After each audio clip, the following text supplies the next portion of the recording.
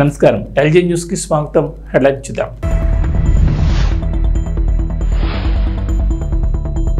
నేడు తెలంగాణ బడ్జెట్ పలు శాఖలకు అధిక కేటాయింపులు.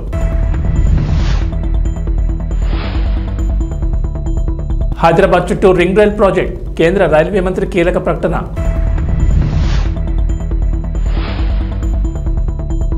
ఏపీలో మందుబాబులకు శుభవార్త కీలక ప్రకటన చేసిన ప్రభుత్వం.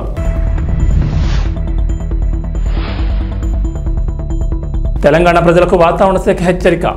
నేడు పలు జిల్లాల్లో అతి భారీ వర్షాలు. ముఖ్యమంత్రి రేవంత్ రెడ్డి అధ్యక్షతన కేబినెట్ భేటీ ప్రారంభమైంది. 2024-25 వార్షిక బడ్జెట్ కు కేబినెట్ ఆమోదం తెలుపనుంది.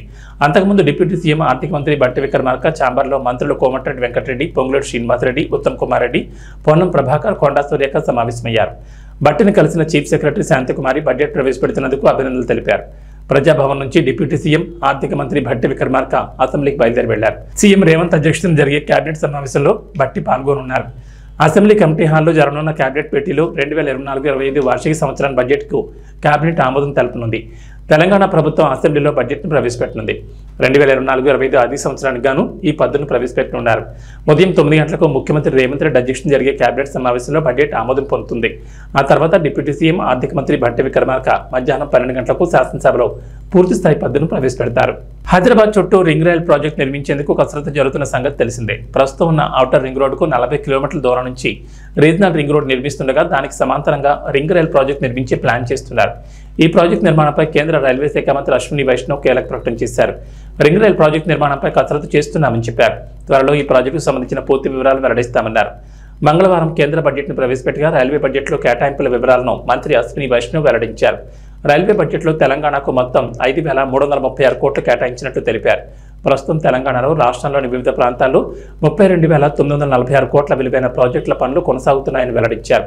రాష్ట్రంలో ఇప్పటి వరకు ట్రైన్ నెట్వర్క్ విద్యుదీకరణ 100% పూర్తయిందన్నారు.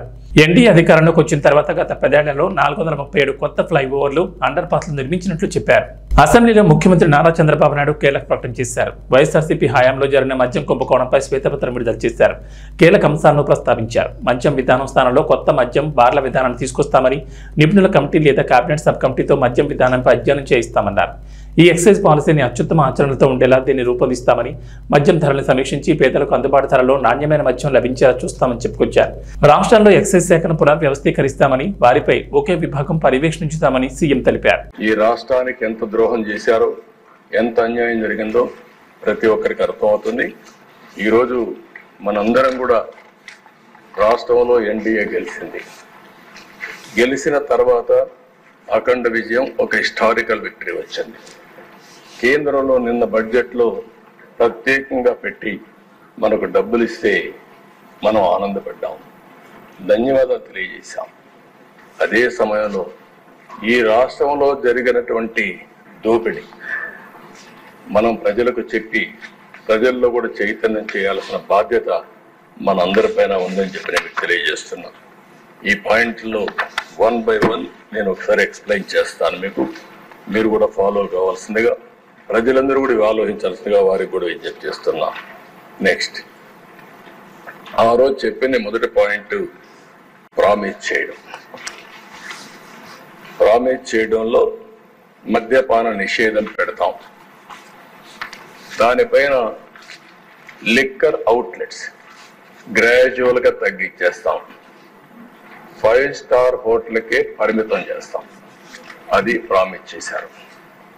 దానిపైన షాపులు 4,380 షాపుల్ని 2,934 చేసి, మళ్ళీ దాన్ని ఇంక్రీజ్ చేసి 3,392గా పెంచారు. దాని పేరు ఏపీటీడీసీ టూరిజం పేరుతో ఒక 458 షాపులు ఇచ్చారు. బార్లు 2019లో ఎన్ని ఉన్నాయో 840 ఉంటే ఆ 840 అట్లనే పెట్టే పరిస్థితికి వచ్చారు. ఇక్కడ మీరు చూస్తే పేరు మద్యపాన నిషేధం, కమిట్మెంట్ లేదు. అదే వారిగా ఇంటెన్షన్ మాత్రం డిఫరెంట్ ఇంటెన్షన్ పెట్టుకున్నారు. పబ్లిక్ పాలసీ చేసేటప్పుడు ప్రజాహితం కోసం చేస్తాం, అక్కడ మొత్తం మ్యానిపులేషన్ కి, పర్సనల్ గెయిన్ కి దోహదం చేసే విధంగా పబ్లిక్ పాలసీ చేసే పరిస్థితికి వచ్చారు. ఇల్ ప్లాన్ ఇంబ్యాలెన్స్డ్ పాలసీ టోటల్ గా ఫెయిల్యూర్ అయ్యే పరిస్థితికి వచ్చారు. అడుగు అడుగునా తప్పులు చేశారు. దానివల్ల నేరాలు పెరిగాయి, బ్లాక్ మార్కెటింగ్ పెరిగింది, బూట్ లెగ్గింగ్ వచ్చింది. మొత్తం ప్రజల ఆరోగ్యంతో కూడా చెలగాటమాడే పరిస్థితికి వచ్చారు. నెక్స్ట్, ఇక్కడ మీరు చూసినప్పుడు అనేక మీటింగుల్లో చూసాం, మాట్లాడితే ధరలు పెంచుకుంటూ పోతే ఆటోమేటిక్గా తాగే వాళ్ళు తగ్గుతూ వస్తారు. దానివల్ల రాష్ట్రం బాగుపడిపోతుంది. ఇదే కుర్చీలో ఆ ఉపన్యాసాలు అందరూ విన్నారు, మీరు కూడా విన్నారు, బయట విన్నారు. క్వాలిటీ ఆఫ్ లైఫ్ పెరిగిపోతుందని చెప్పారు. అయితే జరిగింది మీరు చూస్తే 75% పెంచారు. 1-2%గా 75% పెంచారు. ఎక్కడ ప్రాపర్ అనాలిసిస్ లేదు, మైండ్ అప్లికేషన్ చేసే పరిస్థితి లేదు. ఎందుకంటే దొంగ పని చేయాలంటే ఏమైనా చేస్తారు, పట్టుకోలేని పరిస్థితి ఉన్నప్పుడు విచ్చలబిడితనం కూడా వస్తుంది. అదే జరిగింది. మీరు ఫస్ట్ ఇది మీరు చూస్తే ఏదైతే ARET introduced at flat rate for bottle through 422 GO number 39/2019 category వారుగా అక్కడ పెట్టారు. మీరు IMFL FL ని పెట్టి 60-90 మిల్లీలీటర్స్, 180, 375, 750 ఇట్లా డిఫరెంట్ మిల్లీలీటర్స్ పెట్టారు. ఆ రోజు 10 రూపాయలు, 60-90. అదే కిందికి వస్తే 4/5/2020 వీళ్ళు అధికారంలోకి వస్తానే కొత్త జీవో తీసుకొచ్చారు 128. అందులో 10 రూపాయలు 20 రూపాయలు చేశారు, 20 రూపాయలు 40 రూపాయలు చేశారు, 40-80, 80-160. అదే మరిగా 100 రూపాయలది 240, 250, 480. అదే నెక్స్ట్ డే ఇది చేసింది 4/5/2020 129 జీవో నెంబర్. 1 డేలో మార్చారు. మార్చి మళ్ళీ 20-40, 40-80, 80-160, 160-320, 240, 480, 480-960. అంటే పిచ్చతనం కాకపోతే మైండ్ ఉండేవాడు ఎవడు చేయడు ఈ పనులు. అంటే ఏది చేసినా ఆంధ్రప్రదేశ్ లో కూటమి నేతలు కార్యకర్తలు ఎదురుచూపులకు ఎండ్ కార్డ్ పడబోతుందా? త్వరలోనే శుభవార్త వినబోతున్నారా? అవుననే సంకేతాలు కనిపిస్తున్నాయి. టీడీపీ, జనసేన, బీజేపీలు నామినేటెడ్ పోస్టుల భర్తీపై కసరత్తు చేస్తున్నాయి. ఈ మేరకు పదవుల పంపకాలపై ఓ క్లారిటీకి వచ్చినట్లు తెలుస్తోంది. 3 పార్టీలు నామినేటెడ్ పదవిని భర్తీ చేయడంపై ఓ ఒప్పందానికి వచ్చినట్లు సమాచారం. ఈ మేరకు 3 పార్టీలు త్వరలోనే ఈ పదవుల పంపకాలను చేపట్టే అవకాశం ఉందంటున్నారు. 3 పార్టీల మధ్య కుదిరిన డీల్ ప్రకారం టీడీపీ ఎమ్మెల్యే 2 చోట 60% నామినేటెడ్ పోస్టులు ఆ పార్టీ నేతలు, కార్యకర్తలకే దక్కుతాయి. మిగిలిన వాటిలో 30% జనసేన శ్రేణులకు, మిగతా పదవులు బీజేపీకి ఇస్తారు. జనసేన ఎమ్మెల్యే 2 చోట 60% పోస్టులు ఆ పార్టీ నేతలు, కార్యకర్తలకు ఇస్తారు. 30% పోస్టులు టీడీపీకి, 10% బీజేపీకి కేటాయిస్తారు. బీజేపీ ఎమ్మెల్యే 2 చోట ఆ పార్టీకి 50% పదవులు, మిగిలిన 50% టీడీపీ, జనసేనలకు ఇచ్చేలా ఒప్పందం చేసుకున్నట్లు తెలుస్తోంది. అయితే అధికారికంగా ఎలాంటి ప్రకటన రాలేదు. మాజీ మంత్రి పెద్దిరెడ్డి రామచంద్రారెడ్డిని అనర్హుడిగా ప్రకటించాలంటూ హైకోర్టులో పిటిషన్ దాఖలైంది. బీసీవైపీ జాతీయ అధ్యక్షుడు బోడే రామచంద్ర యాదవ్ దాఖలు చేసిన ఎన్నికల పిటిషన్పై బుధవారం హైకోర్టు విచారణ జరిగింది. పెద్దిరెడ్డి ఎన్నికల అఫిడవిట్లో స్థిరాస్తుల వివరాలను పేర్కొనకుండా గోప్యంగా ఉంచినందుకు ఎమ్మెల్యేగా అనర్హుడిగా ప్రకటించాలని రామచంద్ర యాదవ్ కోరారు. పెద్దిరెడ్డి ఎన్నికల అఫిడవిట్లో తన భార్యకు సంబంధించిన 142 స్థిరాస్తులను పేర్కొనలేదనడంతో ఆ వాదనను ధృవీకరిస్తూ ఆ ఆస్తుల వివరాలతో అఫిడవిట్ వేయాలని పిటిషనర్కు కోర్టు సూచించింది. అలాగే పోలింగ్లో పెద్దిరెడ్డి తర్వాత అత్యధిక ఓట్లు పొందిన టీడీపీ అభ్యర్థిగా పోటీ చేసిన చల్లా రామచంద్రారెడ్డి పేరును పిటిషన్లో ప్రతివాదుల జాబితాలో చేర్చాలని పిటిషనర్కు సూచించింది. ఈ పిటిషన్పై విచారణను ఈ నెల 31కి హైకోర్టు వాయిదా వేసింది. ఆంధ్రప్రదేశ్ ప్రభుత్వానికి ప్రముఖ విద్యా సంస్థ భారీ విరాళాన్ని అందించింది.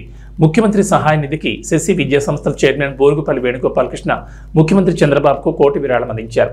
వెలగపూడిలోని రాష్ట్ర సచివాలయంలో మంత్రి కందుల దుర్గేష్తో కలిసి చెక్కును సీఎంకు అందజేశారు. వేణుగోపాలకృష్ణ సంస్థ ప్రతినిధులను చంద్రబాబు అభినందించారు. రాష్ట్రానికి తమ వంతుగా సాయం అందించాలనే ఉద్దేశంతో ఈ 1 కోటి రూపాయలు అందజేశామన్నారు ఆ సంస్థ ప్రతినిధులు. మరోవైపు ఆస్ట్రేలియా హై కమిషనర్ ఫిలిప్ గ్రీన్తో ముఖ్యమంత్రి చంద్రబాబు భేటీ అయ్యారు. ఆంధ్రప్రదేశ్లో పెట్టుబడి పెట్టడానికి ఆస్ట్రేలియా పారిశ్రామికవేత్తలకు తమ ప్రభుత్వం ఆహ్వానం పలుకుతుందంటూ చంద్రబాబు ట్వీట్ చేశారు. శక్తివంతమైన రాష్ట్ర సంస్కృతి, విస్తారమైన సామర్థ్యం గురించి ఫిలిప్ గ్రీన్తో చర్చించానని, రాష్ట్రంలో అనుకూలమైన ప్రభుత్వం, పర్యావరణ వ్యవస్థ వేచి చూస్తున్నాయని అన్నారు. అలాగే ముఖ్యమంత్రి చంద్రబాబును సచివాలయంలో తానా సభ్యులు కలిశారు. ఆంధ్రప్రదేశ్ అసెంబ్లీ ఎన్నికల్లో ఘన విజయం సాధించడంపై శుభాకాంక్షలు తెలిపారు. పార్టీ విజయం కోసం కృషి చేసిన ఎన్ఆర్ఐలను చంద్రబాబు అభినందించారు. తెలంగాణ అసెంబ్లీ సమావేశాల్లో భాగంగా కేంద్ర బడ్జెట్లో తెలంగాణకు అన్యాయం జరిగిందన్న అంశంపై శాసనసభలో వేడి చర్చ జరిగింది. ఈ చర్చలో భాగంగా అన్ని పార్టీలు తమ అభిప్రాయాలను వెల్లడించారు. ఈ క్రమంలో అధికార పక్షానికి ప్రతిపక్ష నేతలకు మధ్య మాటలేంతో నడవగా చివరికి సీఎం రేవంత్ రెడ్డి ప్రవేశపెట్టిన తీర్మానానికి బీఆర్ఎస్ మద్దతు తెలిపింది. కాగా బీజేపీ ఎమ్మెల్యేలు వ్యతిరేకిస్తూ సభ నుంచి వాకౌట్ చేయడం గమనార్హం. కేంద్ర బడ్జెట్లో తెలంగాణకు అన్యాయంపై రాష్ట్ర ప్రభుత్వం పెట్టిన తీర్మానాన్ని తాము ఏకగ్రీవంగా ఆమోదిస్తామని హరీష్ రావు వెల్లడించారు. కేంద్ర బడ్జెట్లో తెలంగాణ రాష్ట్రానికి అన్యాయం జరిగిందనేది వాస్తవమని హరీష్ రావు తెలిపారు. ఈ అన్యాయంపై రాష్ట్ర ప్రభుత్వం ఢిల్లీకి అఖిలపక్షాన్ని తీసుకెళ్తామంటే వచ్చేందుకు తాము సిద్ధంగా ఉన్నామన్నారు. అంతేకాదు బడ్జెట్లో రాష్ట్రానికి మొండి చేయి చూపించినందుకు నిరసనగా సీఎం రేవంత్ రెడ్డి ఢిల్లీలో దీక్ష చేస్తామంటే తాము మద్దతిస్తామన్నారు. అయితే అందుకు సీఎం రేవంత్ రెడ్డి స్పందిస్తూ మాజీ సీఎం కేసీఆర్ దీక్షకు వస్తానంటే తాను తప్పకుండా ఢిల్లీలో దీక్ష చేస్తానని వివరించారు. అయ్యల పేర్లు చెప్పుకొని మేనేజ్మెంట్ కోటాలను సభానాయకుడు మాట్లాడొచ్చా? ఇది సంస్కారమా? ప్లీజ్. మరి నేను ఒక సభ్యుడిని, నా హక్కులు కూడా మీరే కదా కాపాడాలా? వారు మాట్లాడినప్పుడు తప్పకుండా సమాధానం చెప్పాలా? అధ్యక్ష, నేను ఒకటే చెప్తా ఉన్నా. అధ్యక్ష తమరిని కోరేది, ఈరోజు మేము స్పష్టంగా చెప్తున్నాం, గవర్నమెంట్ ఏదైతే చర్చ ప్రారంభించిందో ఆ చర్చను మేము స్వాగతిస్తున్నాము, 100% సమర్థిస్తున్నామనే మాట నేను చెప్తా ఉన్నా. అయితే ఒకటేమంటే భవిష్యత్తులోనైనా శ్రీధర్ బాబు గారు, ఈరోజు మీరు బిజినెస్లో రెజల్యూషన్ అని ఇచ్చారు, భవిష్యత్తులో పెట్టండి. సబ్జెక్ట్ మీద చర్చ ఉంటే ఆ చర్చకు స్టేట్మెంట్ ఇవ్వండి, so that members can come prepared.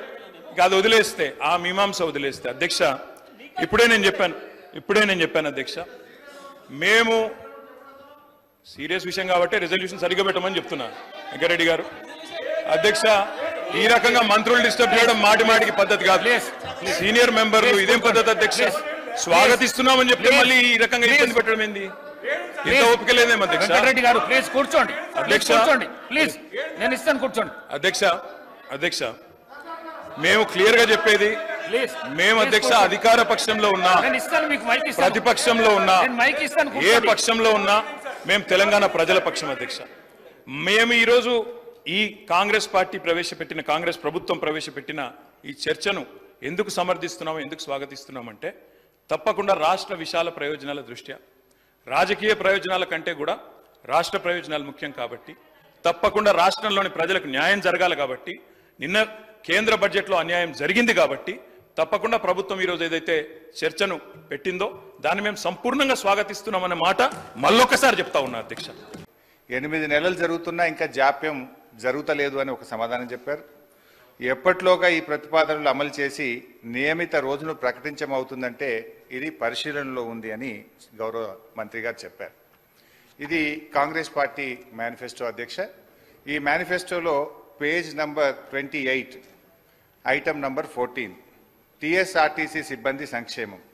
RTC కార్మికులను ప్రభుత్వ విలీన ప్రక్రియ పూర్తి చేసి 2 PRCల బకాయిలను వెంటనే చెల్లిస్తాం.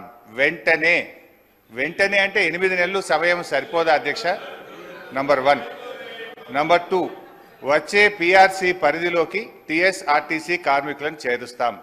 నంబర్ 3, రాష్ట్ర ప్రభుత్వ ఉద్యోగులతో సమానంగా అన్ని వసతులు సదుపాయాలు కల్పిస్తాం. నంబర్ 4, ఆర్టీసీ బస్సులను ఆధునీకరించి విస్తరిస్తాం. అధునాతనమైన సౌకర్యాలతో కొత్త సర్వీసులను ప్రారంభిస్తాం. Number 6 and the last, RTC union పునరుద్ధరణకు అనుమతి ఇస్తాం. అదేవిధంగా అధ్యక్ష, ఎందుకంటే ఇవన్నీ అధ్యక్ష గతంలో ఇవాళ మేము మా ప్రభుత్వం ఉన్నప్పుడు ఆర్టీసీ కార్మికులకు, ప్రభుత్వ ఉద్యోగులకు 43% ఫిట్మెంట్ ఇస్తే ఆర్టీసీ కార్మికులకు 44% ఫిట్మెంట్ ఇచ్చాం. గత తెలుగుదేశం ప్రభుత్వంలో కార్మికులకు కేవలం బడ్జెట్లో 100 కోట్లు పెట్టారు. కాంగ్రెస్ ప్రభుత్వం 200 కోట్లు పెట్టింది. కానీ మా ప్రభుత్వం 1000 కోట్లు, 1500 కోట్లు, 1500 కోట్లు బడ్జెట్ లో పెట్టి ఆర్టీసీ సంస్థను గౌరవ సీనియర్ శాసన సభ్యులు హరీష్ రావు గారికి తెలిసి కారణాలు ఏమిటి? దెన్ లాస్ట్ క్వశ్చన్ అధ్యక్ష, మనకు కార్మికులకు సంబంధించి మోటార్ ట్రాన్స్పోర్ట్ యాక్ట్ ఉంటుంది. డ్రైవర్లు కానీ కండక్టర్లు కానీ 8 గంటల కంటే ఎక్కువ పని చేయకూడదని ఉంటుంది. ఇందులో మహిళా కండక్టర్లు కూడా ఉన్నారు. కానీ వాళ్ళని 16 గంటలు 18 గంటలు పని చేయించడం వల్ల పని ఒత్తిడికి లోనై దాదాపు కొన్ని వందల సంఖ్యలో కార్మికులు చనిపోతున్నమాట వాస్తవమా? మహాలక్ష్మి పథకం వచ్చిన తర్వాత ఓవర్లోడ్ కావడం ద్వారా పని గంటల భారం పెరిగి దానికి సరిపడా మీరు డ్రైవర్లను కండక్టర్లను నియామక చేయకపోవడం వల్ల ఒక్కొక్కరు 16 గంటలు 18 గంటలు పనిచేసి కార్మికులు ఇబ్బంది పడుతున్న విషయం ప్రభుత్వం దృష్టికి వచ్చిందా? దానికి అనుగుణంగా కండక్టర్ల డ్రైవర్ల నియామకం ఎప్పట్లోగా చేస్తారు. సో మళ్ళీ ఒకసారి ఫైనల్గా దయచేసి మేము ప్రభుత్వాన్ని రాజకీయాలకు పోకుండా వెంటనే ఆర్టీసీ ఉద్యోగులను ప్రభుత్వ ఉద్యోగులుగా గుర్తించే ప్రక్రియ ఏర్పాటు చేయాలని, దాని స్పెసిఫిక్ డేట్ ఇచ్చి ఈ రాష్ట్రంలో ఎంతో ఆశలతో ఎదురు చూస్తున్న ఆర్టీసీ ఉద్యోగులకు ఈ సభ ద్వారా తీపి కబురు అందించాలని మీ ద్వారా ముఖ్యమంత్రి గారిని మంత్రి గారిని కోరుతున్నాను. పశ్చిమ గోదావరి జిల్లా భీమవరం మెంటివారి తోట 1-2 వార్డులో వరద బాధితులకు తెలుగు మహిళ నసీమా బేగం సౌజన్యంతో ముంపు గురైన నిరాశ్రయులకు సుమారు 300 మందికి భోజనాలు పంపిణీ చేశారు. ఇందులో భాగంగా మాట్లాడుతూ తోట సీతారామలక్ష్మి, స్థానిక ఎమ్మెల్యే పులపతి రామాన్యాల ఆదేశాల మేరకు మెంటే పార్థసారథి, మెంటే గోపి, గంటా త్రిమూర్తులు, బుద్ధుల రాము, ఏసుపాదం ఎలాంటి కార్యక్రమాలు చేయాలని, దాతలకు సహాయ సహకారాలు అందించాలని బీజేపీ, టీడీపీ, జనసేన నాయకులు, కార్యకర్తలు, వీర మహిళలు పాల్గొన్నారు.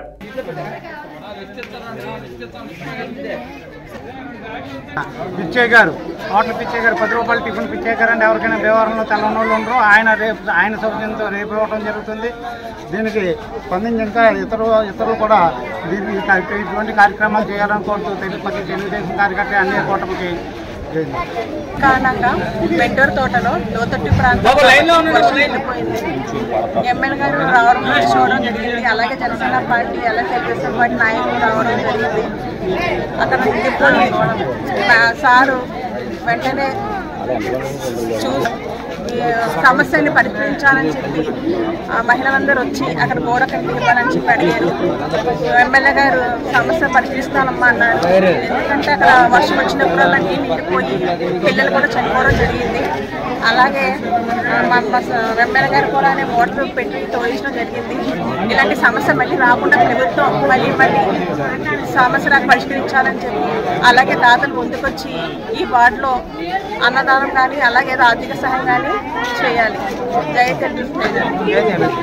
మెంటేవర్ తోటలో ఇప్పుడు వర్షాకాలంలో నీరు రావటం చాలా ప్రాబ్లంగా ఉంటుంది ప్రజలకి. కానీ ఎమ్మెల్యే గారు కూటమి ప్రభుత్వం వచ్చిన తర్వాత ఎమ్మెల్యే గారు వచ్చి ప్రజల సమస్యలన్నీ తెలుసుకొని ఇలా ఉందమ్మా అని అన్నారు. అలా తెలుసుకొని వెళ్ళారు.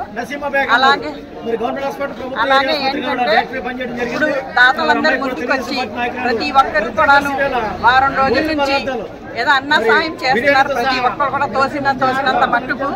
కానీ మెంటూరు తోటలో 2వ వార్డులో ముంపు ప్రాంతాలకు గురైన వరద ముంపు ప్రాంతాలకు గురైన వాళ్ళందరికీ దాదాపు 300 నుంచి 400 మందికి నసీమా గారు, షబీనా గారు వాళ్ళ సారథ్యంలో వాళ్ళందరికీ పలావ్ పొట్లాలు పంచిపెట్టడం జరిగింది. ఇలాంటి కార్యక్రమాలు తెలుగుదేశం పార్టీ తప్ప ఇంకే పార్టీ చేయలేదు. కరోనాలో సైతం తెలుగుదేశం మేము సైతం అని ప్రతి ఒక్కరు కూడా సైనికుల్లా ఎంతోమంది పనిచేశారు. అలాగే ఈ ముంపు ప్రాంతాల నుంచి ఇప్పటివరకు దగ్గర వారం రోజుల నుంచి ప్రతిరోజు ఏదో ఒక వార్డులో అన్నదానాలు చేస్తూనే ఉన్నారు. ఇలాంటి పార్టీ, ఆ పార్టీలో మేము కార్యకర్తలుగా ఉండడం మా అదృష్టంగా భావిస్తున్నాం. ఈ ప్రోగ్రాంకి మాకు సహకరించిన బాబులు గారికి కృతజ్ఞతలు. ఈ కార్యక్రమాలు ఇంకా దగ్గర ఇంకో 10 రోజుల దాకా జరుగుతాయండి. ముంపు ప్రాంతాలకు గురైన వాళ్ళు ప్రతి ఒక్కరికి ఎంతో కొంత మా తరఫున తెలుగుదేశం పార్టీ తరఫున వాళ్ళకి సహాయశక్తులు, వాళ్ళకి సహకారాలు అందిస్తానికి మేమందరం కృషి చేస్తాం. అల్లు అర్జున్ బ్రదర్ శిరీష్ హీరోగా తెరకెక్కిన బడ్డీ చిత్రం ఈ నెల 26న ప్రేక్షకుల ముందుకు రాబోతోంది. టెడ్డీ బియర్ కాన్సెప్ట్ తో యాక్షన్ డ్రామాగా ఈ సినిమా తీశారు. గాయత్రి భరద్వాజ్ హీరోయిన్ గా నటించిన ఈ చిత్రాన్ని అల్లు శిరీష్ జోరుగా ప్రమోట్ చేస్తున్నారు. ఇందులో భాగంగా పలు యూట్యూబ్ ఛానల్స్ కి ఆయన వరుస ఇంటర్వ్యూలు ఇస్తున్నారు. అయితే తాజాగా ఇచ్చిన ఇంటర్వ్యూలో హీరో ప్రభాస్ ను తెగ పొగిడేశారు శిరీష్. అయితే ఈ కామెంట్స్ ఇండైరెక్ట్ గా అల్లు అర్జున్ కి సెటైర్ వేసినట్టుగా ఉన్నాయంటూ బన్నీ ఫ్యాన్స్ ఫైర్ అవుతున్నారు. మీరు కంటిన్యూగా ఎందుకు సినిమాలు చేయడం లేదు, అలానే సెపరేట్గా మీకు పిఆర్ టీం పెట్టుకోవచ్చు కదా అంటూ శిరీష్ని యాంకర్ అడిగారు. దీనికి ఆన్సర్ ఇస్తూ ప్రభాస్ గురించి ప్రస్తావించారు శిరీష్. కంటిన్యూగా సినిమాలు చేస్తూ ఉంటే ఆడియన్సే మనల్ని గుర్తుపెట్టుకుంటారు. మన గురించి మనం చెప్పుకోకర్లేదు, సినిమాలే చెప్తాయి. ఈ విషయం ప్రభాస్ నుంచి నేర్చుకోవాలి. ఆయన అసలు ఎక్కడా కనపడరు, కానీ ఆయన సినిమాలు మాత్రం కనీసం 10 నెలలకు ఒకటైనా వస్తుంది. సింప్లిసిటీకి అతను పెద్ద ఎగ్జాంపుల్. ఆయన చేసేవన్నీ పెద్ద సినిమాలు అన్నీ బాగుంటాయి, బయట ఎక్కడా కనపడరు, ఎలాంటి హడావిడి ఉండదు. ఆయన నుంచి ఇలాంటివి నేర్చుకోవాలి. అలానే ఆయన సినిమాలను కూడా ప్రభాస్ పెద్దగా ప్రమోట్ చేసుకోరు, చాలా మినిమల్గా ప్రమోషన్ చేస్తారు. అలానే తన సినిమాలు కాకుండా దేనికి పెద్దగా రియాక్ట్ అవ్వరు. అసలు ఆయనకి పిఆర్ కూడా లేదు.